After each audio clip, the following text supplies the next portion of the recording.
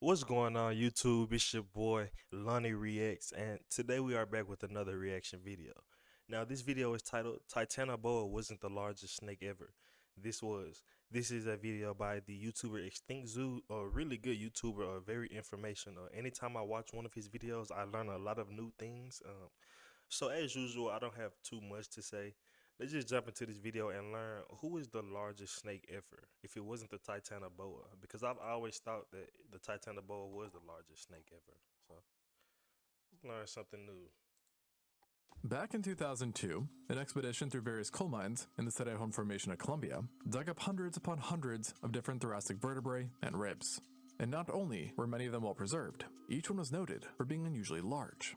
However, the scientists that found them weren't exactly shocked or impressed, as the formation they were found in was well known for housing numerous reptilian giants, primarily kaiju-like turtles and monstrous crocs from the Paleocene.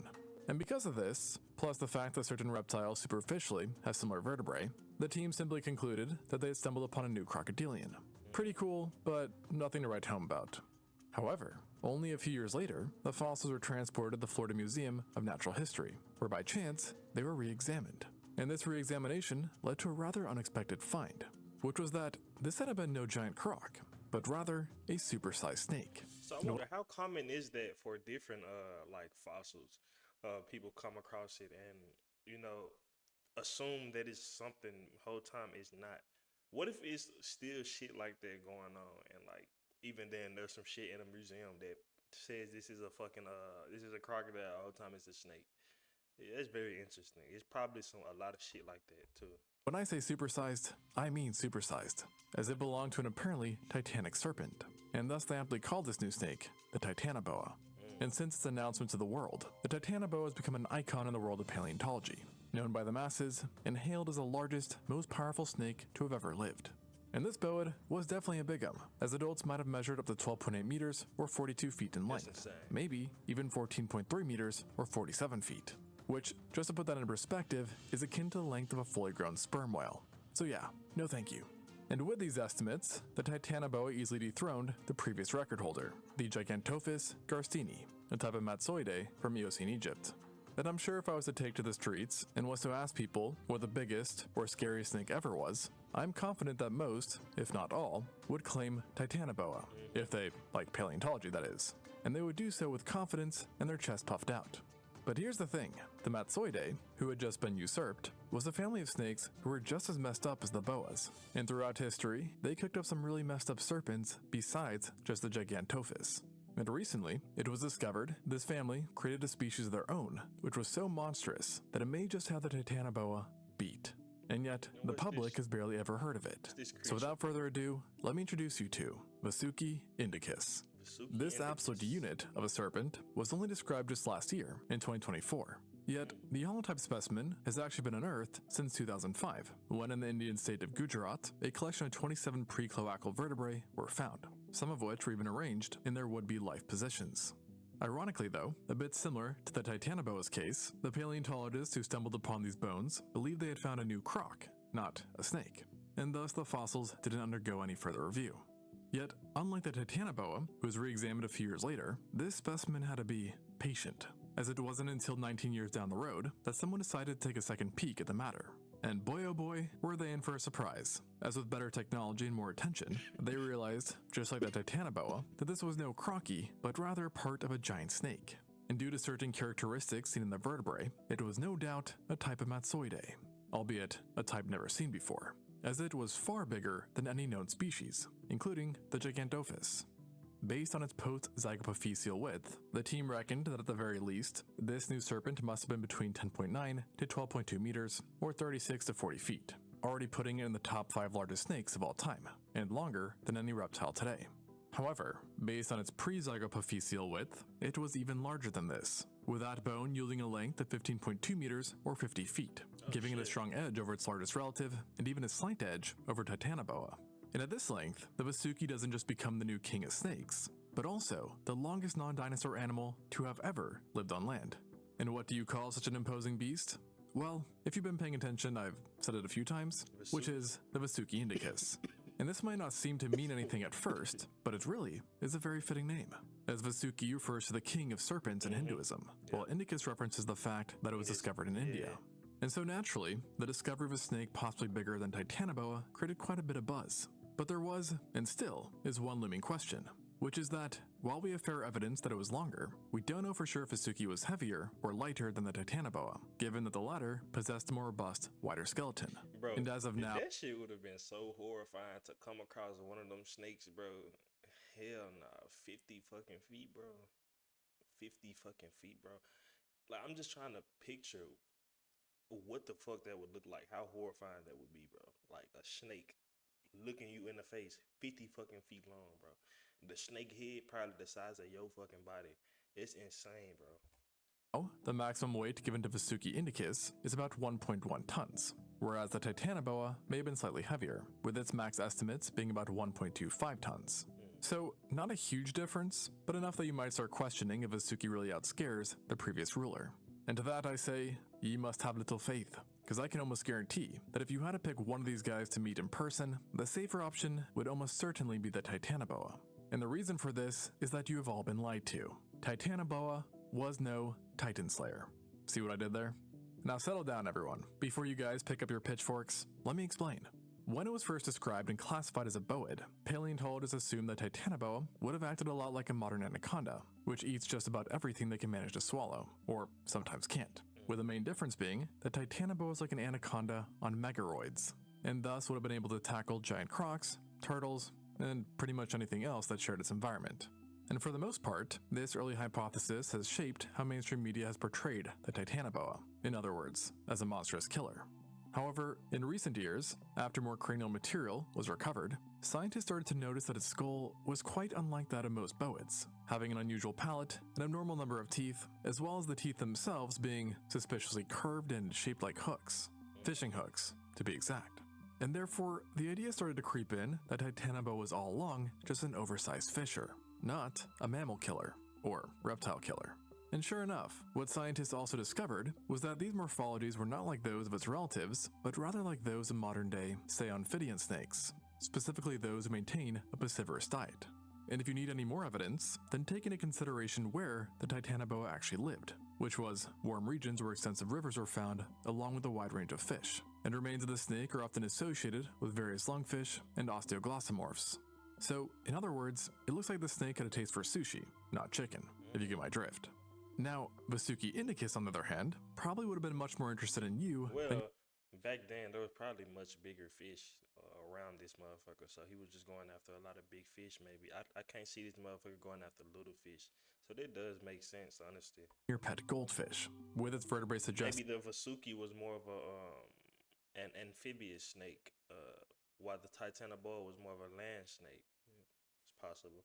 It to have most likely been a terrestrial snake that preferred to spend its time on the ground than in the waters, or the trees for that matter too, with it being too heavy for the latter. Though I will say that in the case of swimming, it is believed to have been quite capable, and was probably surprisingly good at it. So if giant crocs were enough to keep you out of the water, then the Vasuki will.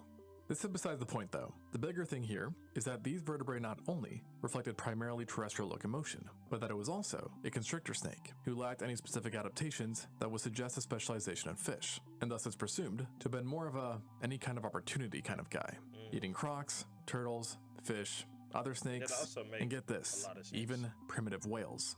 So yeah, it definitely had quite the appetite. Here's the thing though, which actually to me makes the Vasuki even scarier. If you were sent back into its realm, you wouldn't find yourself running away or being chased by this creature, as its hunkering size rendered it quite slow and immobile. So instead, you would have had to be on edge for every second you were there. Because to get around the speed issue, the Vasuki indicus evolved to be an expert ambush hunter that likely utilized camouflage to stage strikes on unsuspecting prey, which it would then kill via constriction. Now I know what you're thinking. There ain't no way I'm missing a 1-ton snake. And yes, its size would make it a bit easier to spot, but don't forget, snakes are really good at hiding. Like, really good. Good. I mean, there's even the hypothesis. Nigga, I've encountered some camouflage snakes that I only saw in like the last second before like stepping on it or stepping near it. Like, what the fuck? Like, I remember back when I was in Memphis, nigga, I'd be walking on the trail or something at nighttime with my friend, and you know, nigga, I see the silhouette of a snake off the trail a little bit. It's like, damn, them motherfuckers are actually really good at camouflaging, and I have a really good eyes whenever I'm walking and looking at the ground. It's like really the only reason I was able to see that motherfucker because I have a good eyesight. This that humans evolved good eyesight because of them. So yeah, good luck. And let me tell you, if you're starting to think that messing with a Vasuki is a bad idea, then just wait to hear how it would eat you. Hint hint, it's not pretty. You may know this if you've seen one of my older videos, but the group it belonged to, the Matsoidae, were a fairly ancient family of snakes, which appeared about 28 million years before the boids did, during the late Cretaceous. And because of this old age, they were quite primitive. And one way this showed was through the construction of their jaws, which unlike those of the boids, lacked an extra quadrate bone and elastic tendons. That in boids is what allows them to open their mouths to freakish angles. And so, without these adaptations, the Matsoidae, despite being constrictors, wouldn't have been able to swallow their prey whole. Sounds good at first, but honestly, you'd prefer it if they gulped you down. Because instead of swallowing, they simply resolved to use their varanoid-like teeth to tear off chunks of flesh that were bite-sized to then swallow. And getting fed on by one may have resembled what you see Komodo dragons do to deers or eels to their respective prey, which is, in other words, just straight up horrifying. Luckily for you though, if you did happen to get caught by a Vasuki, you probably wouldn't need to worry about feeling its teeth tear at your flesh, for its constrictions killed prey at lightning speed, thanks to ridiculous forces. Let's take the anaconda for a second, an obviously feared predator who is scary enough to have gotten its own movie franchise, and can squeeze with 90 pounds per square inch. Very impressive. Yet, the Vasuki indicus makes it look like a complete chump, having vertebrae that are up to 6 times wider than those of the anaconda. In other words, its squeezing was a tad bit tighter, and its strongest contractions possibly generated forces akin to that of a crocodile bite. Good luck surviving that. And besides the actual bone width, we do see that along the Vasuki skeleton, it possessed relatively high-setting ribs, which helped form a stronger cylindrical trunk shape, as well as transversely wide vertebrae and broad humeral keel, which is a fancy way for saying that it had a lot of large attachment areas where powerful muscles would have gone. When you consider all of this together, you arrive at the harrowing conclusion that if this snake came back from the dead, many of us would be in trouble. This also doesn't even take into account that the Vasuki likely had great eyesight and a keen sense of smell, thanks to their forked tongues, which allowed them, and other snakes, to collect scent particles from the air, meaning that while animals had to be super vigilant just to spot it, it would know where you are no matter what. Suffice to say, this was one bad apple, and quite the package. Albeit, there is a drawback to its design, because it turns out that sustaining a giant serpent of its proportions takes a lot, and essentially requires a very specific kind of environment. And thus, the Vasuki indicus was not a commonality during its existence, rather a rarity, with fossils only being known from India, and on top of that, just from one single location, the Nureti Formation of Gujarat. Now, during the Middle Eocene, India was much warmer than present, and also more isolated, still being an island that was drifting upwards. And as a result of these two factors, you got a lot of unique environments and strange evolution, which obviously led to the Vasuki, who specifically inhabited mosaic habitats such as back swamp marshes. Here, there was an abundance of other life, which in many cases was also large as well, which provided the Vasuki with the needed resources to attain its size.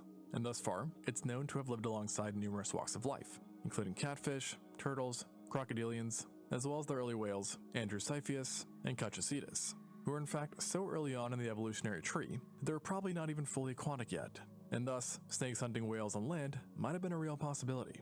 Pretty trippy, huh?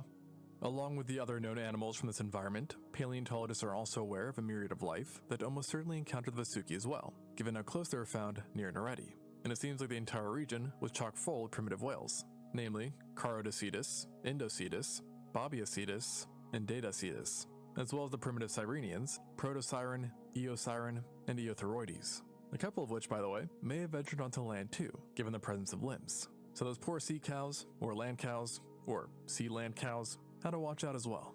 And there seems just to have been something in the area that really bred out the most in snakes, with Vasuki being by no means the sole serpent around, with a variety of pythons also being known of. And specifically, we think that the pythons which lived in this environment are actually the same ones that still live there today, a testament to just how effective and efficient snakes are. And if this area is starting to sound a little bit too snaky for you, then unfortunately, I've got some more bad news. Because like I said, India was essentially an island at the time, so if you wanted to leave it, you'd have had to venture out to sea in order to escape. Still like hella snakes in India. Like, if I'm being honest, I think India, I'll say maybe like Central Africa and I think the Amazon. It's like I think that's where you'll find the most fucking snakes at, like in the world, bro. I could be wrong, but I feel like that's correct. escape. But it turns out that escaping wasn't really an option And either. Snake Island, As of guess course. what? Snakes were there too, and giant ones at that, namely the Pteris venus, a marine serpent with a powerful tail fluke and a large body that was up to 5.7 meters or 19 feet long.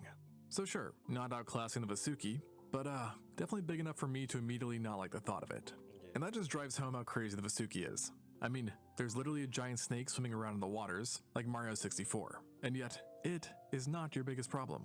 And unfortunately for the life in India, the Vasuki would remain a major threat for a very long time. Because while it did need perfect conditions in order to arise, it stuck like gum to asphalt once it appeared, and it would have been a large part of India's ecosystem for millions of years. I mean, really, how are you going to get rid of a snake that's longer than a double-decker? Well, the answer to that, my friends, is good old Mother Nature, the final boss for pretty much most species. As stated, one of the reasons why Vasuki evolved in the first place was thanks to a special wombo combo of conditions, including a bountiful ecosystem and the warm temperatures of the Eocene, which also had numerous events of intense heat spikes sprinkled throughout it. So, the snakes got lucky, while many other groups actually perished during these heat spells. But, as you can imagine, their luck eventually ran out. Yep. And as the Eocene progressed and the Oligocene approached, the world resumed a cooling shift that had been generally a global trend for some time, with worldwide carbon dioxide levels slowly lowering. And along with getting a bit chillier, the atmosphere started to get a wee bit drier as well. So here you have a giant snake that needs warmth and a wet, swampy home, and now both of these factors were getting stripped away. Suffice to say, the clock was ticking for our boy. And lo and behold, before the Eocene had ended, about 33.9 million years ago, this serpent had disappeared from the fossil record, becoming just one more lost relic of time, and serving as a reminder that the planet is always changing. However, while the Vasuki Indicus might be gone for good, its legacy would live on for some time through its family, who did lose overall steam during the Eocene, but managed to persist in various places, including India. And their stories would continue all the way up to just 12,000 years ago, which was basically yesterday. And let me tell you, many of them, not just the Indicus, were some bad cookies. So if you want to learn more about them, go check out an older video I made on them. Thanks for watching, and until next time on ExtinctZoo. As usual, ExtinctZoo dropped another banger. This was a really good video, and I learned about another species of snake that was larger and scarier than the fucking Titanoboa. Dude is a really good YouTuber, and I really enjoy watching his videos, and I will definitely watch more of these videos. Um, as usual, though, I don't have too much to say. So if you did like this video, please like it and subscribe so I can continue to make more reaction videos like this. And I'll see you guys next time.